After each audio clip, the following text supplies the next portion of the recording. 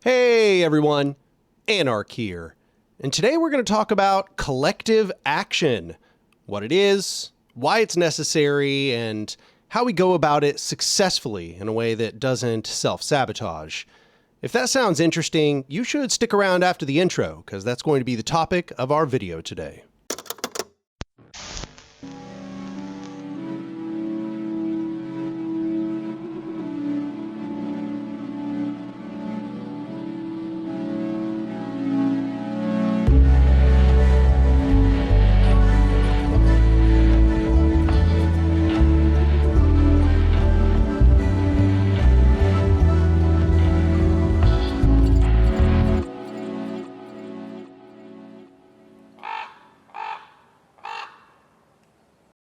So, as most of you know, here in the United States, we are not in a good place. I think it kind of suffices to say that our circumstances are quite dire. We have a fully fledged fascist government, and they are now weaponizing arms of the government in order to suppress the speech of people in society. The FCC has actually canceled Jimmy Kimmel's show, which, say what you will about Jimmy Kimmel. I'm not the biggest fan, but it doesn't really matter. That is actually what the First Amendment was created to prevent. It is not created to prevent consequences for your speech in the private sector, but it is created to prevent the government from imposing penalties on people for their political speech. So we essentially have a rogue government now that is completely unconstrained by the Constitution. And for those of you who've been watching, this is nothing new, but it has become completely blatant. But that's not going to be the topic of the video. I'm just giving a little bit of background as to why that I am making this video. I actually had a different video planned for this week. I wrote out all of the bullet points and everything. I'll probably end up filming that video at a later date.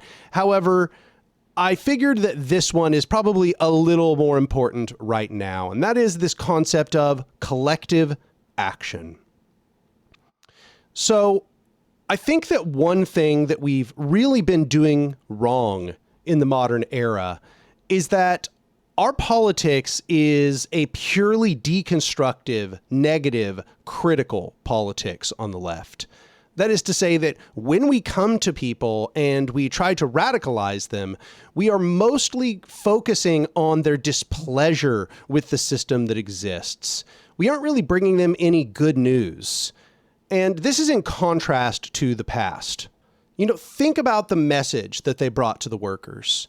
They said, you and me, we have a common purpose. Upon the horizon, there is a light, and that is the light of a different society, of a society where the workers are the ones who make decisions. We shouldn't have to be subjugated by people who do no labor. We are the ones who make the wheels of society turn. Without them, imagine what we could do. Imagine all of the wealth they siphon away from the people in the labor process. You work in exchange for a wage. You do labor, and that labor is the way you make a living. But the capitalists don't do any labor. They make all of their money from ownership alone. They are clearly the enemy. And in this fact, they had a clear enemy to point to. They said the bourgeois, the capitalist class. And they had a clear grouping of alliance, that is the proletariat, the wage laborers.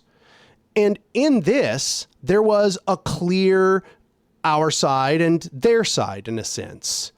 As well, there was a vision for how things could be otherwise. They came to them and they said, wouldn't a society where the laborers who make all of the wheels turn were the ones that governed society be much, much better? Wouldn't it be better if democracy extended outside of the realm of the government and into our workplaces so that we all together could make decisions about our workplaces and the state of the economy?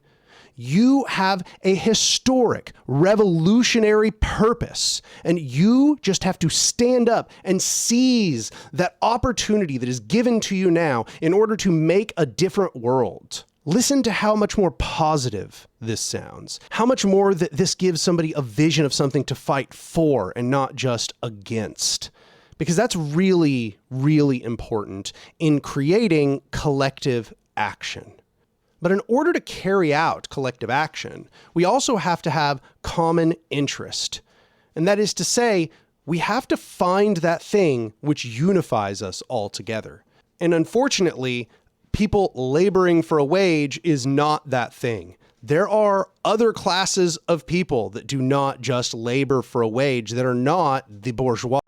And that is to say, there are people who are disabled. There are people who do all kinds of conventional home labor. There are people who are caretakers, any variety of people. There's also what were called the lumpen proletariat, people who live outside of the mainstream economy. All of these people are valid to organize together into a revolutionary force, to organize together for collective action. So we have to find that common interest that joins them all together. And that common interest, in my opinion, is anti-hierarchy. It's hierarchical power that is at the center of every form of oppression.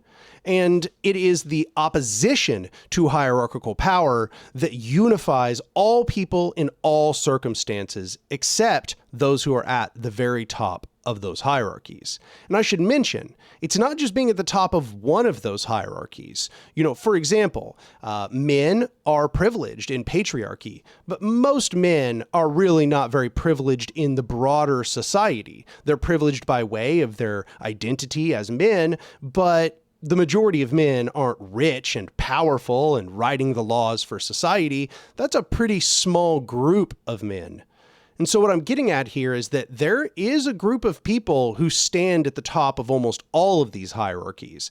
These are the people who are making our laws. These are the people who are running our corporations, that are monopolizing all of the industries, that are combining more and more corporations together until we have I think it's only 5 corporations that own the majority of the US economy. These are the enemy. And yes, absolutely, these people are the bourgeois. They're also often white. They're also usually men. And when you understand that what we're all trying to oppose is hierarchical power, then we find our common interest in that fact. However, I should note, just knowing this is really not enough, because it's not like we're going to go around to every single person and educate them about the ills of hierarchical power. That's something that might happen in the process, but it's not something that's going to happen before we start doing collective action. So then what do we do with the fact that we don't have people who are educated that hierarchy is the enemy? And my answer to that question is that you have to start by meeting people where they are at in their circumstances. And we have to develop alternative systems which show them horizontal power structures are viable ways to manage society. So I've given tons of examples in the history of this channel about how to organize these specific bodies for specific circumstances, such as in the video Constructing the Revolution and in A Modern Anarchism. I also do that. However, here I'm going to try to emphasize the importance of a general assembly or the neighborhood council. So I've definitely talked about those in the videos I just named, but I'm bringing it up now because I think this is the formation that we need to be focusing on enormously in the current moment. And I say that because right now I'm feeling very similar sort of vibes to when Occupy came about. And that may not be something that a lot of people who watch my channel have much memory of, but Occupy, I think before it all happened, there was this sort of common understanding that things were really bad and that they were getting worse and that we had to find that common interest. And this was why the 99% versus 1% rhetoric was so enormously successful in changing public consciousness, but also in getting people to come together in order to organize massive protests and to occupy all kinds of different public places, starting with Zuccotti, but then ending up not only all over the United States, but all over the world. And I think that's the kind of moment we're in right now. So what we need to be doing is creating what are called general assemblies. General assemblies are essentially these public events where you invite people of all kinds of different persuasions to come together and to make decisions through consensus. And you essentially just carry out a big public council meeting, you might say. I think that this is really important in our current moment. We need to be hosting these big general assemblies in very big public places, places where lots and lots of people can come, and places where there is not a clear expectation that they are already radicals. And I think that's really important because we always do this thing where, we organize over some radical issue, but the only people we seem to want to really organize are people who are already radicalized. I call this organizing organizers. And I think that this has been a big reason why that we have not gotten anywhere in a long time at this point, is the tendency to organize organizers. I think we're in a moment where we absolutely must be creating these general assemblies everywhere. We need to be creating them in every single city. We need to be creating them in public places, and we need to not be gatekeeping who attends those, with some clear exceptions. Obviously, people who are enemies to the process that's being described, who are enemies to collective action, who want hierarchical power, those people are just not going to be good fits for these spaces, and those people absolutely should be disallowed from their participation in these places. However, the majority of people are not that, okay? I made a thread on Twitter earlier today, and I'm just going to read it out loud really quick because I think it pretty well summarizes a lot of what I am trying to say right now. First, I was saying a lot of people who are radicalized on the internet really do not have a good grasp of what it's like to talk to strangers about politics. On the internet, you engage with your worst enemies, and that poisons your perceptions of the average person. So this is just one kind of a one-off tweet that I made in response to Bookchin's Black Sun. But this is something I have learned by just talking to normal people. So Cooperation Tulsa has tabled in public a lot, not just at radical events, but in places where people are just like going on an art walk. Like we'll just be there among vendors and stuff. And people are really not what the internet tries to portray them as. The internet, leftists on the internet often portray the average person as basically all of them are racist and pro-capitalist, and they all hate trans people. The internet left tries to present the masses as if they are absolutely terrifying people, and you should be horrified of your neighbor, and you should mistrust everybody because they're going to do something terrible to you. This has not been my experience in reality. I'm not saying these people don't exist, but they are absolutely not the majority. What I said was, doing a lot of tabling and community outreach really made me realize that the average person does not have deeply considered political positions. They're operating almost entirely on vibes. Their ideas are a mishmash of things they've heard from social media and friends/family. I'm grateful for that experience because it also made me realize how much less dug in on their beliefs they are than the average political poster online is. They're open to conversation about whatever, and there really aren't that many ideological landmines. Many are very open to new ideas, even if they disagree. They're generally more curious than hateful. This is not to say they don't hold all kinds of asinine, bigoted, shallow beliefs. They do, but they're also not deeply committed to them most of the time. They're just ignorant. This is also not to say that I haven't met some really backwards, hateful people here in Oklahoma. They absolutely exist, but that has not been the norm in my experience. Most people don't have a consistent enough belief system to hunker down like that. Also, once you do a lot of outreach, you realize that harmful, antisocial beliefs are not the exclusive purview of any specific identity group. Most of the people who come around Flat Rock are black, and yet many are very anti-homeless and often religious conservatives. Liberation will require us meeting people where they are at and working through their harmful beliefs. This doesn't mean our patience has to be infinite, nor that people with harmful beliefs should be in our political organizations, and I'll get to that here in a second. But that's not the end of the story. The circle model in Especifismo is so valuable because it produces a sort of inward pressure toward radicalism and militant participation. Our neighbors are not all going to be radicals, but that doesn't mean we can't organize them together upon their axes of oppression.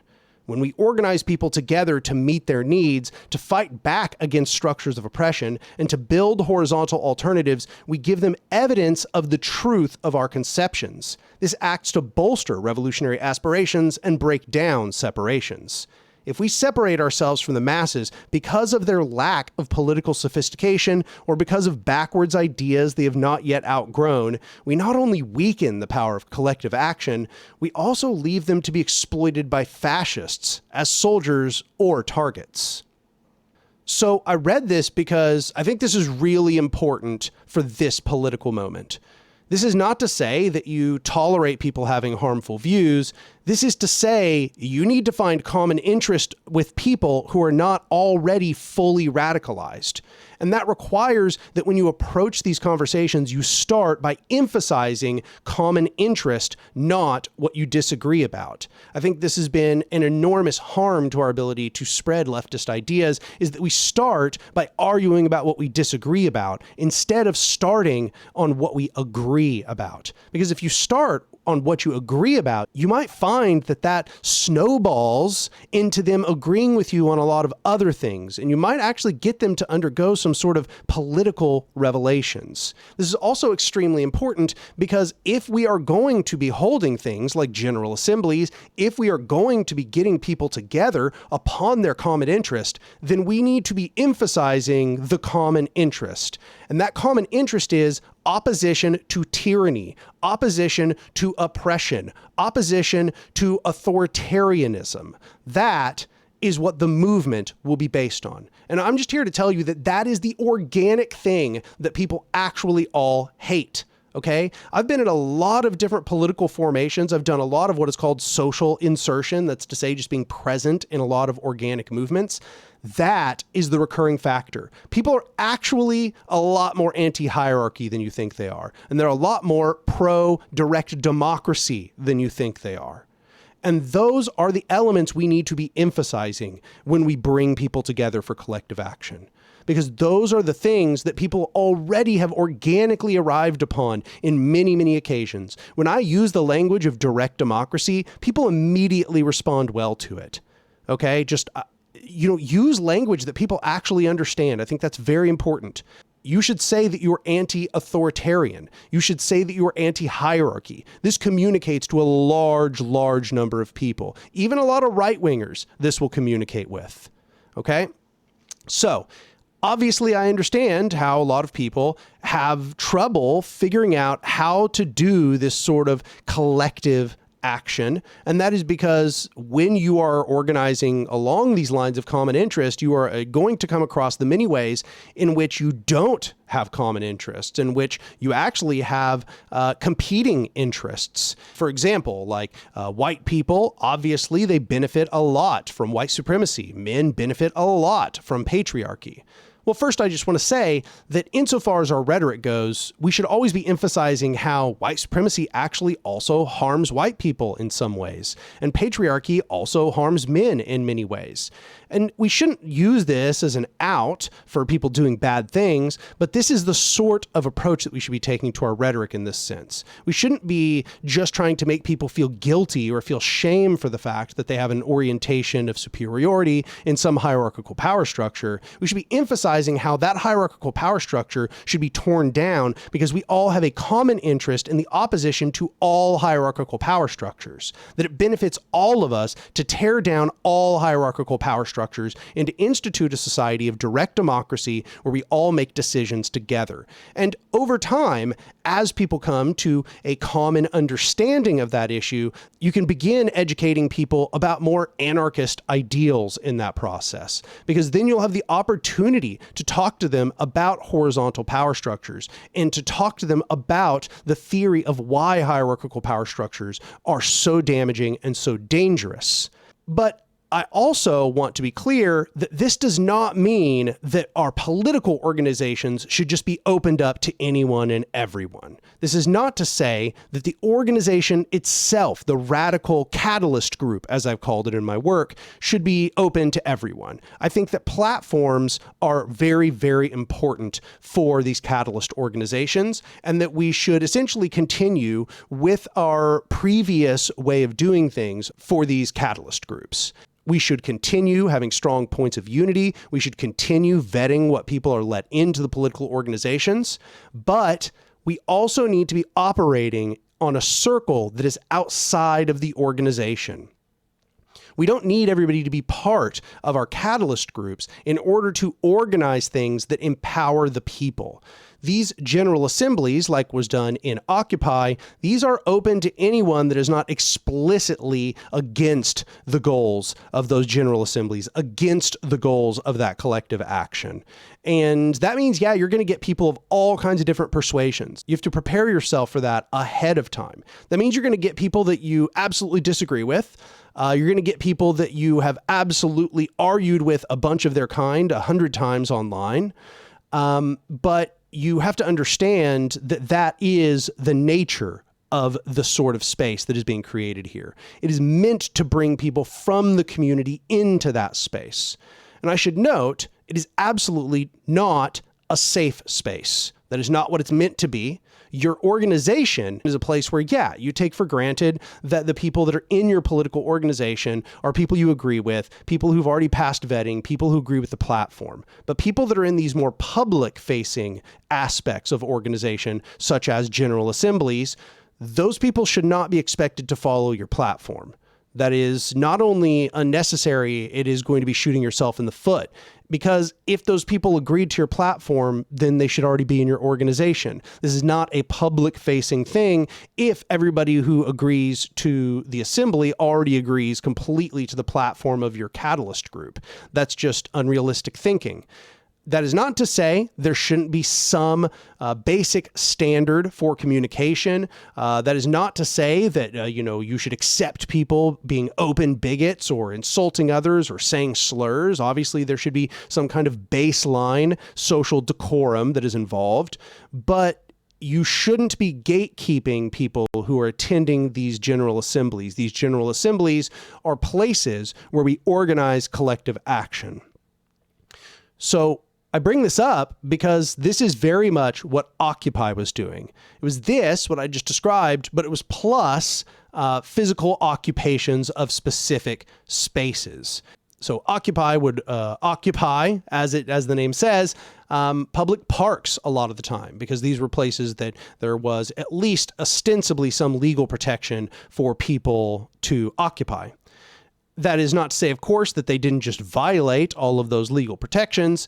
Eventually, they ended up evicting all of the encampments from all of those spaces. However, the occupation was also a pretty important part of what was happening in Occupy. I think this is another really important component here, and that is that these general assemblies should be attached to place. That doesn't mean they need to be permanent occupations like in Occupy, but it does mean that they should be place-based. And what I mean by that is to say that they should be oriented with those of the city or those of the district or those of the neighborhood, whatever it is. You're going to find out what that place is based on who ends up showing up. Usually, I think you'll find it's going to be the people in your city. So then this brings us to Murray Bookchin. Murray Bookchin said that the most useful sort of molecule, the most useful cell, I suppose, of revolutionary organization is almost always going to be at the scale of the municipality or the city.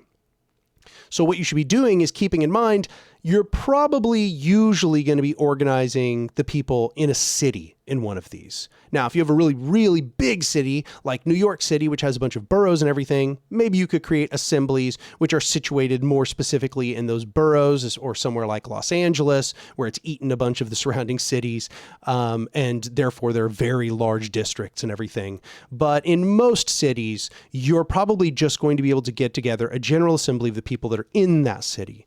This is what I want to recommend recommend that people do everywhere. Begin making calls for these general assemblies to meet in these very public places. And I know that might sound scary, and you're probably scared for a variety of reasons. You're scared of government suppression, but you're also probably scared of your neighbors.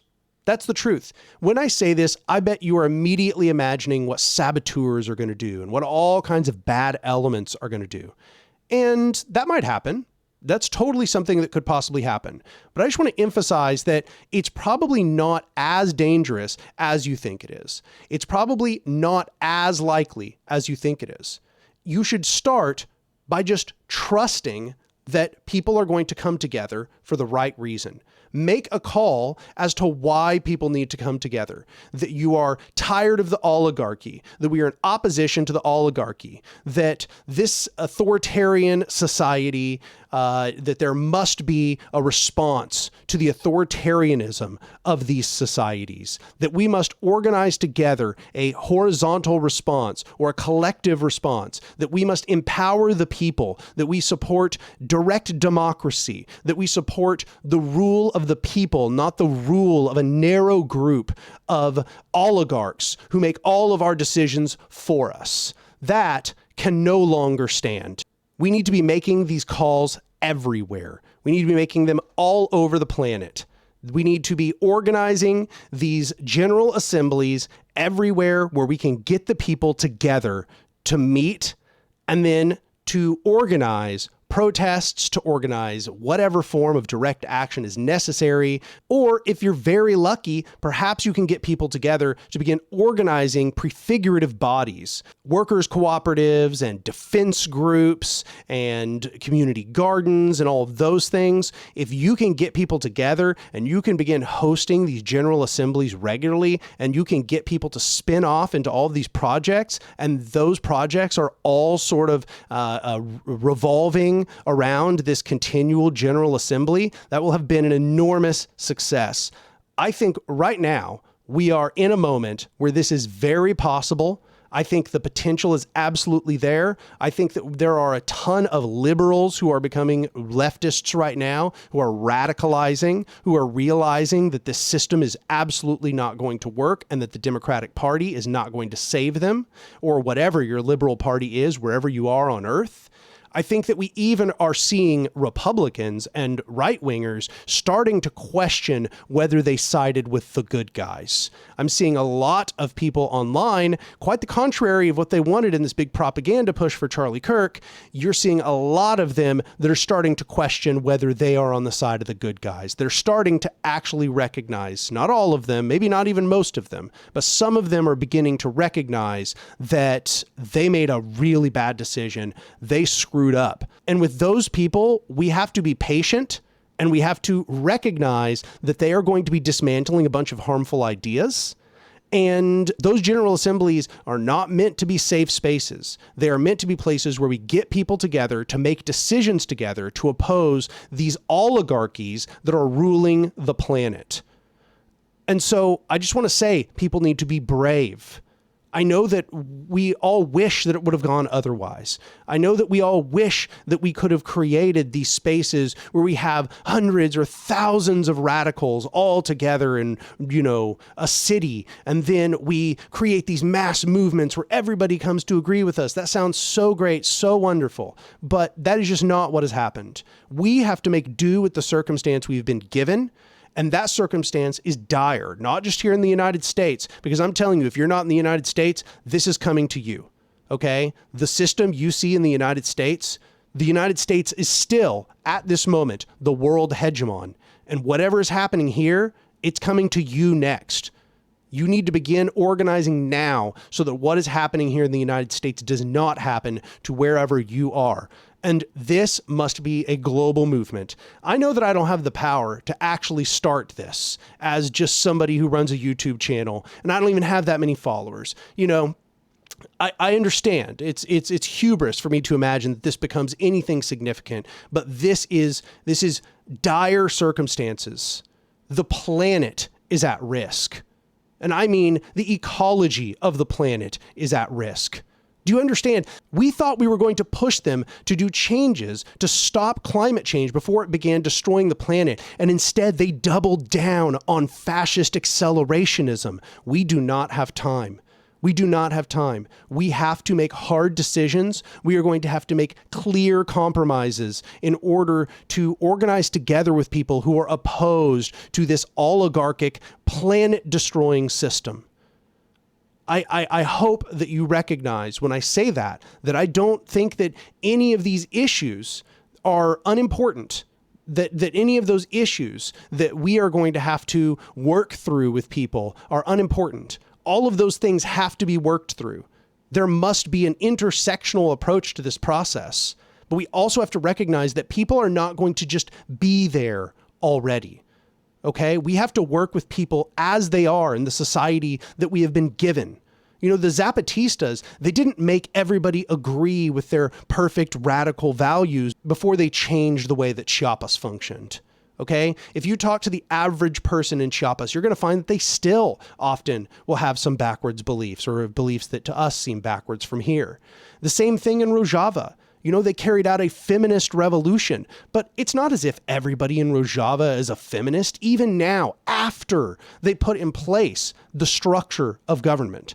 We have to work with people as they are. We can't wait around for people to change before we do radical action. We have to work with people as they are, and we work with them. We try to change those mistaken beliefs, but we focus on common interest. We use that common interest in order to resolve all of those hierarchical beliefs that they have. We use common interest in order to break down the barriers and separations which are preventing us from organizing together, which are preventing us from creating a large collective action. We have to do what we have to do. The moment is what the moment is. So I hope that you heed that call to action. It's very, very important that we do so. Anyway, I think that's it for the body of the video. I made this video because I think that it is crucial. I think that it's important. I think that we must rediscover the importance of collective action. I've been intending to make it for a while. It just so happened that I think today was the right day to do it. So, with all that said and done, if you liked the video, click like. If you've never even seen my channel before, just understand this is basically what my channel is, okay? Organizing, leftist political theory, anarchist ideology, that is what I'm doing here. And if this seems like a breath of fresh air from the left, then you should absolutely subscribe. Also, if you support the work that I'm doing on this channel, please go become a patron at my Patreon, which is patreon.com/Anark. But I think that's about all I've got to say in the wrap up. I appreciate you all watching this. Solidarity forever.